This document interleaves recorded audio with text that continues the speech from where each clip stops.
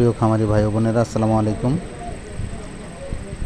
কিছুদিন আগে আমি আপনাদেরকে একটা ভিডিও দিয়েছিলাম ছাগলের দামে গরু।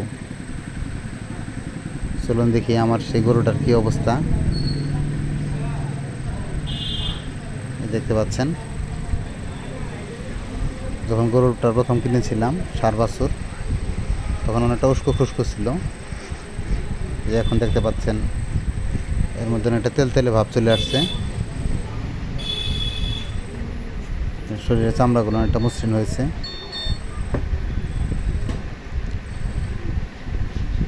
এর খাওয়ার রুচি ছিল না। প্রথমে যখন আনলাম তখন এর মধ্যে প্রচুর পরিমাণ কৃমি ছিল।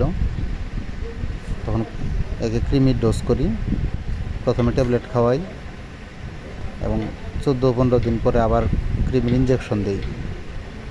তারপর লিভার টনিক এবং জিঙ্ক দেওয়ার পর দেখেন অনেকটা পরিবর্তন এসেছে। এটার পেটটা অনেকটা ছোট হয়েছে।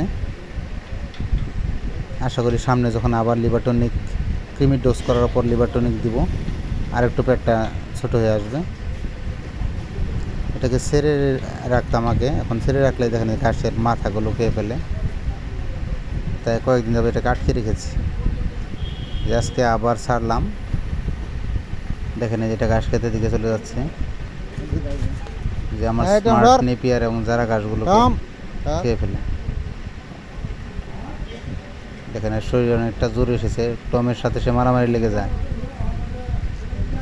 আগে যখন প্রথম আনলাম তখন সে পায়ে পায়ে লেগে পড়ে যেত।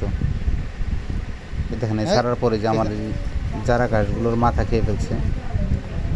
ঘাসের মাথা খেয়ে ফেললে ঘাসগুলো আর তখন তেমন একটা বাড়ে না। এই দেখেন মাথাগুলো খেয়ে ফেলছে।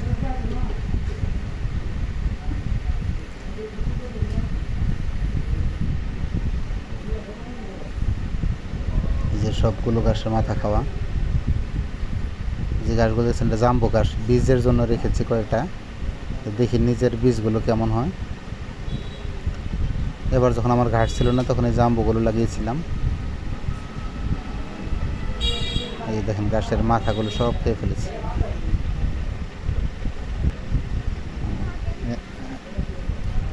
আয়না এসে দেখতে পাচ্ছেন জুতো পরে আসছো, আয়না জুতো আমার কোথায়? পিছু পিছু চলে এসেছে ঘাস খেতে। এই পরে দেও না, বাছরটা এখন আয়না এসে দেখলে কুতু দিতে চায়। তাকাও আয়াস তাকাও, তার শক্তি অনেক বেড়ে যায়। যা দেখেন ঘাস ক্ষেতের মধ্যে দিয়ে দৌড়াদৌড়ি করে ঘাস নষ্ট করতেছে। আপনাদেরকে বলবো, যারা আপনারা সার বাছুর কিনতে চান, অনেক বাছুর আছে দুধ খাওয়ানোর ফলে শরীর তেল তেলে ভাব থাকে একটা, এটা দেখে অনেকে কিনেন, কিন্তু ওই ধরনের বাছুরগুলো দ্রুত পরিবর্তন আসে না।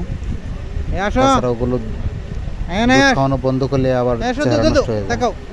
আর এই ধরনের উস্কো খুস্কো যে সার বাছুরগুলো আছে, এগুলোকে আপনি কৃমির ডোজ, লিভার টনিক, জিঙ্ক খাওয়ানোর পর কিছুদিনের মধ্যে এটা পরিবর্তন আসে।